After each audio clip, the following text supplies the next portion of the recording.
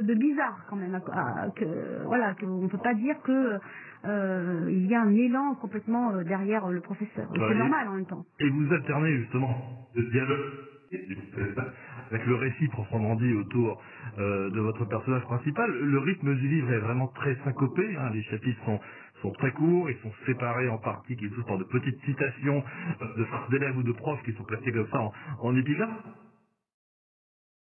La narration. Là, c'était la structure d'une enquête, en fait. C'était vraiment, j'ai pensé ça, c'est venu après coup, hein, c'était pas la première forme, sous forme de polar. Et donc, en fait, le récit est construit donc traumatique, après tout ce qui est judiciaire, après tout ce qui est médical. Et donc, il y a des points d'enquête, un peu comme ferait un journaliste avec des dossiers, en fait. Et l'idée, c'était justement de voir.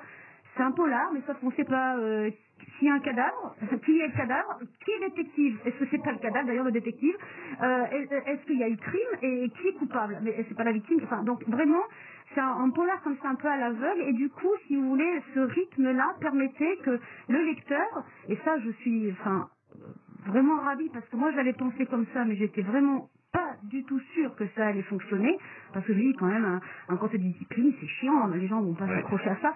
Eh bien, c'est étonnant parce que le côté, les retours de lecteurs que j'ai depuis la sortie est plutôt positif, dans l'idée qu'effectivement, il y a une enquête, l'enquête se fait avec le lecteur, et ça, franchement, je suis contente. Donc la narration, effectivement, est syncopée, votre écriture aussi, elle l'est, hein, les phrases sont très courtes, vous avez une écriture très sèche aussi. L'idée, c'est de montrer aussi par les du